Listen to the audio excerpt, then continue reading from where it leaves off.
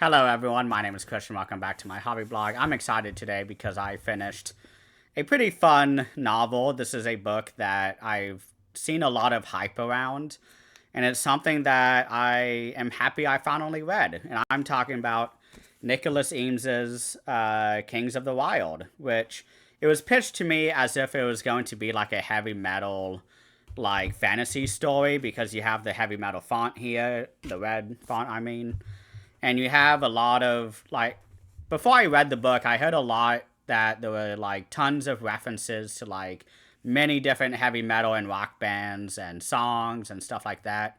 So I was really excited to get into it. I'm a huge metal fan, as a lot of people know, but like reading this book, it really has nothing to do with heavy metal or rock bands outside of the concept of the band, which is where our main characters are part of. They are older adventurers in the world who are sort of done adventuring, and they've had a lot of close calls throughout their lives. So they're kind of like, yeah, let's split the band up. Like, we're done. Like, I want to go off and have a wife and a family, and I want to go do this. I want to open a shop.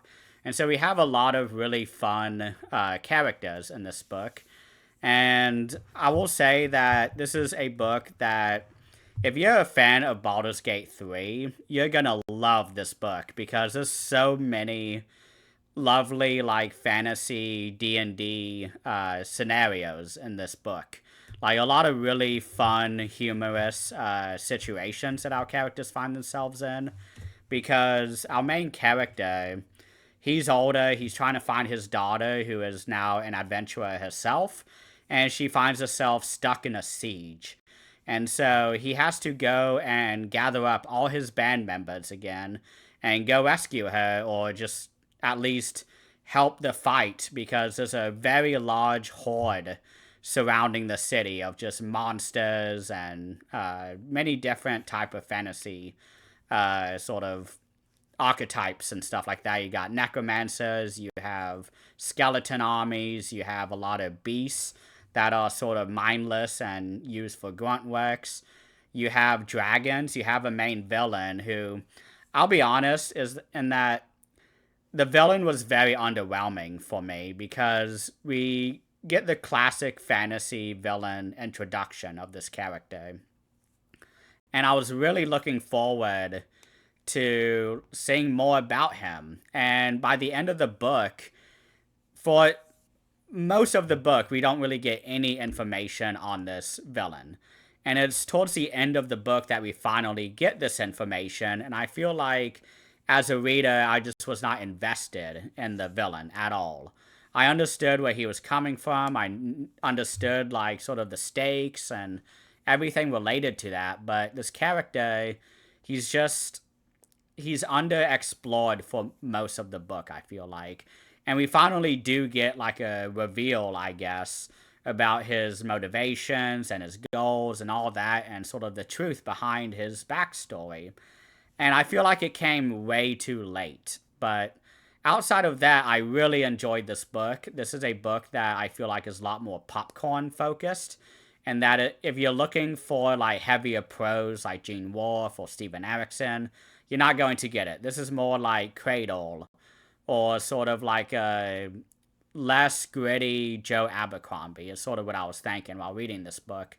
Because we have a lot of fun sort of events where our characters find themselves, and I can just imagine playing Baldur's Gate 3 and rolling the dice and sort of seeing what the results are of the rolls. And there's a lot of situations in this book where I felt like the characters were in a D&D game. And I love that about this book, but I feel like it took a very long time for me to care about what was going on in this book, because this is a very standard sort of fantasy story where you have a lot of sort of doubts, and you have an adventure because the main character is really worried about his daughter, and he's trying to reunite with her, but there's a lot of obstacles in the way. And some of the obstacles I felt like was not fully explored enough, because I don't know what I was looking for exactly, but I was really hoping for sort of more like a Joe Abercrombie type story, but it was more like Baldur's Gate 3. So that's why I think those who love that game, and I love that game, but I wasn't exactly in the mood to read this type of story, will love this book because this is just so fun to read. Even though I wasn't exactly in the mood to read this at the time that I read this, I still found myself chuckling through a lot of this story because there was so many ridiculous like magic items that the characters had to use and a lot of ridiculous characters who I felt like were they in any other story they would be my most hated story or characters that I'd ever come across, but in the tone of this book, these characters were perfect. And I just wish there was a little more exploration from each of these characters because it is more of a humorous, comedic work.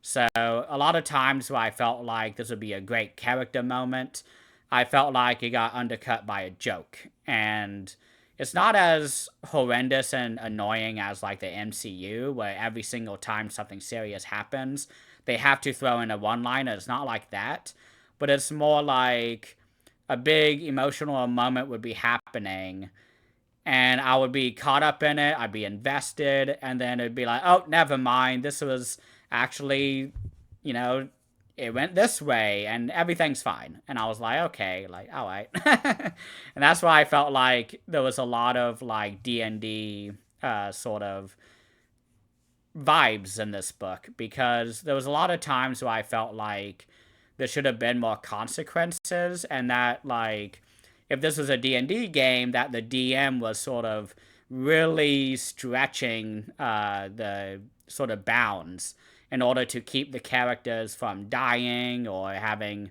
really big sort of consequences. And there are a lot of really great set pieces in this. I feel like every chapter is a new location. It's constantly going. So if there's a chapter that you're bored by, most likely you will enjoy within the next 3 chapters and get right back into enjoying the book. So I really enjoyed this book. I really wish that there was more of that heavy metal homage and rock music homage that I thought, or that it was pitched to me as. And outside of one character named Neil the Young, there wasn't really any of that. And I'm someone who I feel like I'm very well versed in metal and rock history. So I feel like I would have caught up on a lot of the references if they were there. And if they were there and I just didn't notice it, I don't know, like maybe my brain is not working anymore, but I would have.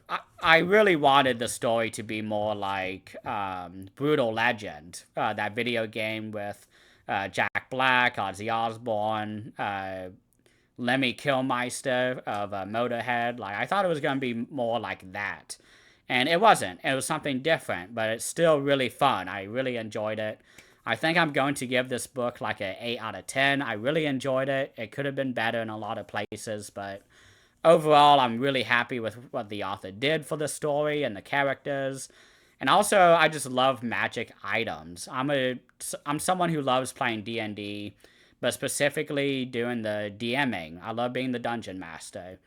And a lot of these magic items were sort of items that I wish that I could use in my own games because they were just so fun. And I don't want to spoil it because there's not many of them, but my gosh, if you're looking for a fun time, a short read, it's like 500 pages, this is the book for you. And if you love D&D, Baldur's Gate 3, if you want a more comedic and less gritty Joe Abercrombie, this is definitely the book for you. So thank you all so much for watching, and please have a great rest of the day.